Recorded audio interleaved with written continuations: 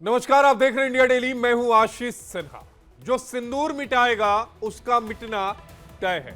प्रधानमंत्री नरेंद्र मोदी ने एक बार फिर दुश्मन को कड़े शब्दों में चेतावनी दी है। दरअसल पीएम नरेंद्र मोदी ऑपरेशन सिंदूर के बाद आज पहली बार गुजरात दौरे पर पहुंचे।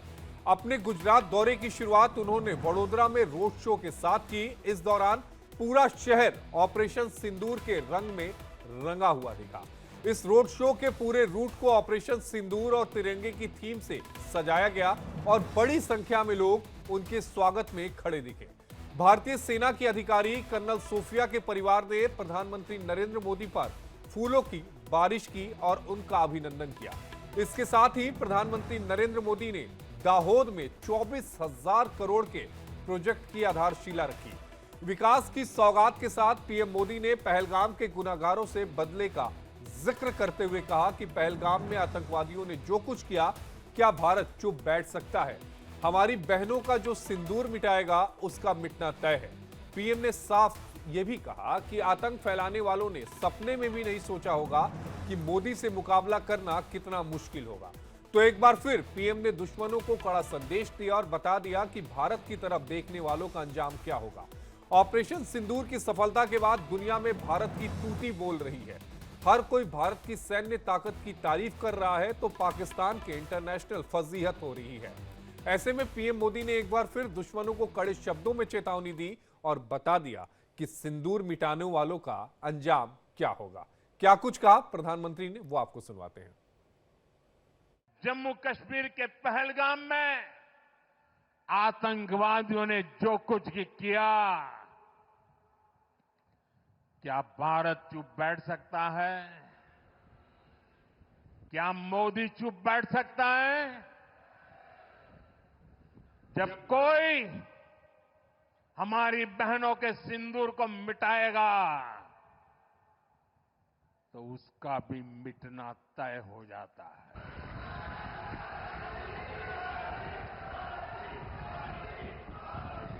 और इसलिए ऑपरेशन सिंदूर सिर्फ एक सैन्य कार्रवाई नहीं है, ये हम भारतीयों के संस्कारों, हमारी भावनाओं की अभिव्यक्ति है। आतंक फैलाने वालों को सपने में भी सोचा नहीं होगा मोदी से मुकाबला करना कितना मुश्किल होता है। जरा सोचिए, बाल बच्चों के सामने पिता को गोली मार दी। आज भी वो तस्वीरें देखते हैं तो खून खौल जाता है। आतंकवादियों ने 140 करोड़ भारतीयों को चुनौती दी थी, इसलिए मोदी ने वही किया जिसके लिए देशवासियों ने, आपने मुझे प्रधान सेवक की जिम्मेदारी दी।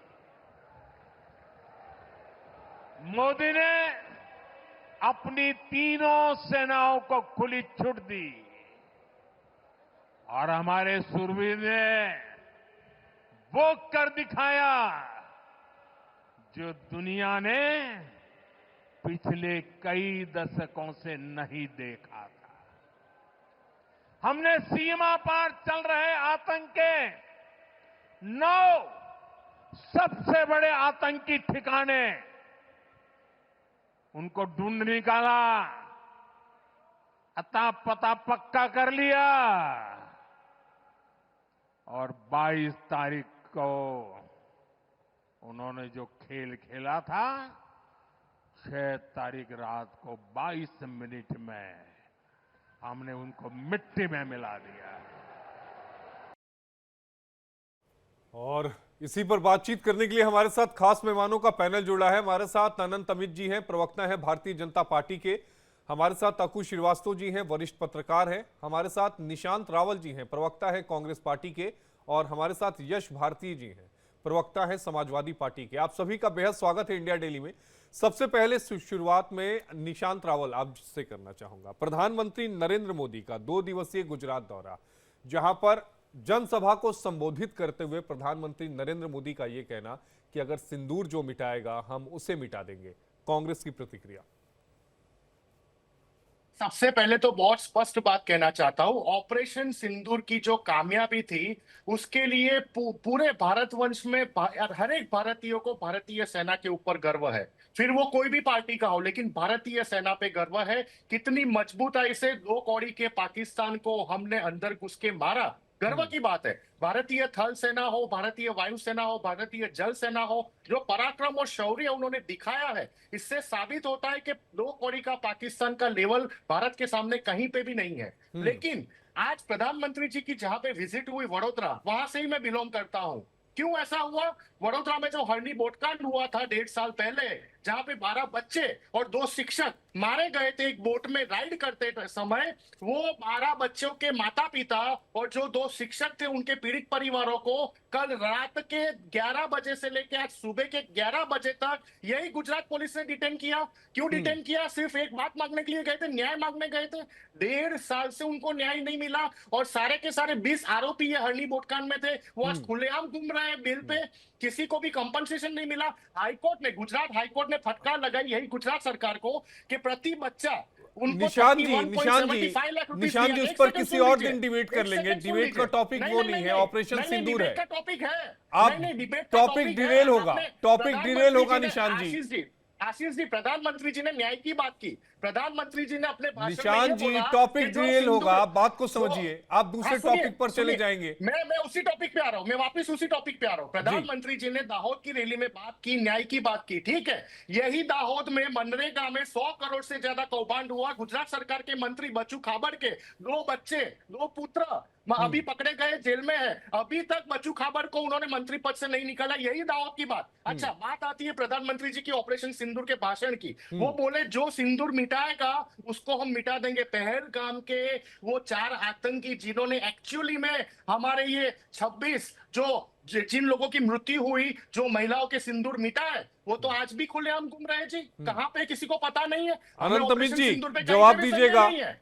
कहीं पे भी संदेह नहीं है हमें ऑपरेशन सिंदूर पे। ठीक है, आनंद अमित जी से जवाब ले लेंगे। जी आनंद जी। न्याय आशीष न्याय जी, कहाँ है जी? आज जिस तरीके से माननीय प्रधानमंत्री जी विगत 2 दिनों के लिए गुजरात की यात्रा पे हैं, आज गुजरात के साथ साथ पूरा देश इस बात की खुशी मना रहा है कि आज माननीय प्रधानमंत्री जी को ठीक 11 वर्ष हो गए। 26 मई 2024 को माननीय प्रधानमंत्री जी ने प्रधानमंत्री का ओथ लिया था और आज जिस तरीके से गुजरात में उनका स्वागत किया जा रहा है, तो हमारे कांग्रेस के मित्र गुजरात से ही आते हैं, तो गुजरात में आपने देखा होगा यही कांग्रेस है जो दामोद में आज जिस तरीके से इलेक्ट्रिक लोकोमोटिव फैक्ट्री का उद्घाटन हुआ 3 वर्ष पूर्व, आशीष जी, जब माननीय प्रधानमंत्री ने शिलान्यास किया था, तो यही कांग्रेस कह रही थी कि ये शिलान्यास चुनाव को देखकर किया जा रहा है। आज उद्घाटन तो आज हो गया, तो अब कांग्रेस को यह चाहिए कि ऑपरेशन सिंदूर की सफलता के बाद जिस तरीके से माननीय प्रधानमंत्री जी गुजरात में गुजरात के बेटा के तौर पे वहां की महिलाओं भीड़ में हम लोग देख रहे थे, अभी लाइव देख रहे थे आशीष जी, देखते बन रहा था कि महिलाओं का उत्साह और वहां के बच्चों और युवाओं का उत्साह, जिस तरीके से